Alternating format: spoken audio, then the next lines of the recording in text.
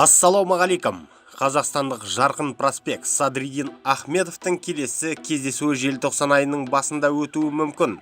Мұндай ақпаратта канадалық белді спорт сайттарының бірі хабарлады. Бұл түсінікті де, өйткені қазақ сарбазы біздің елден гөрі үйеңкі жапырақты елде аса танымалдыққа ие. Ол басым көп кездесулерін Канадада өткізіп, кәдімгідей жанкүйерлер базасын жинап алған.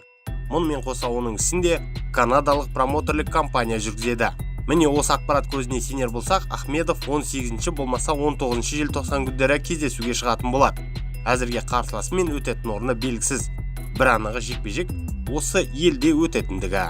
Ахмедовке қазір қандай да бір кездесу ауадай қажет. Ол жекпе-жек өткізбегеніне жылға жуықтады.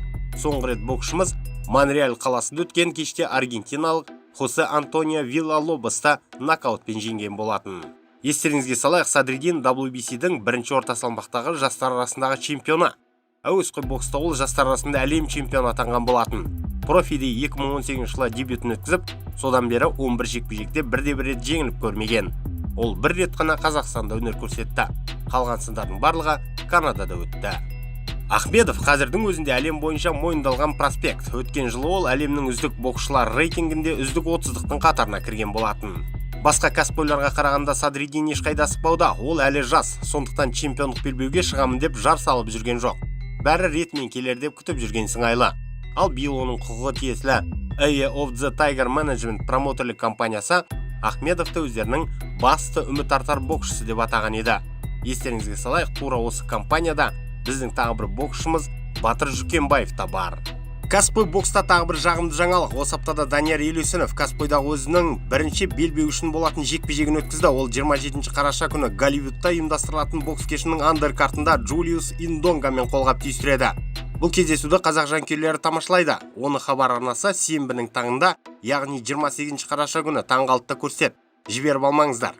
29 қарашада Лас-Вегаста біздің команданың жауынгері Жалғас Жұмағұлов UFC-де екінші жекпе-жегін өткізеді. Жалғастың қарсыласы Амир Албази болмақ. Бұл швед UFC-де бір кездесу өткізіп, сабмишн арқылы жеңіске жеткен.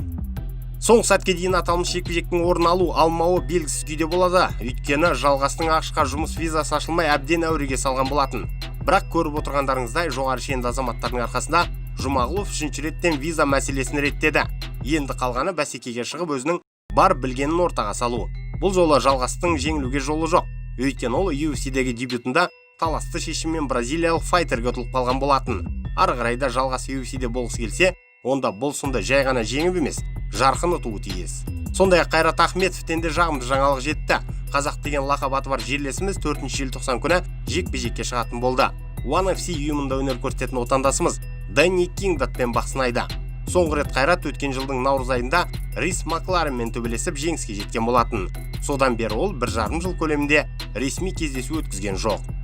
Дэнни Кингдат өте мықты жауынгер. Ол Деметриус Джонсонмен жекпе-жекке шығып ұтылып қалған болатын. Филиппиндікте 14 жеңіс және 2 жеңіліс қана бар. Бұл жігіттерді ортақтастыратын бір мәселе, екеуі де чемпионлық жекпе-жектерге қатысып, бразилиялық Адриано Мораеске ұтылып қалған болатын. Бейне материалына лайк басыңыз, пікір қалдырыңыз. Бұл біз үшін маңызды. Сонымен қатар осы шығарымымда WhatsApp, Facebook, Instagram және VK-да таратуға атсалысыңыздар. Айтпақшы, Instagram парақшамызға да жазыла кетуді ұмытпағайсыздар.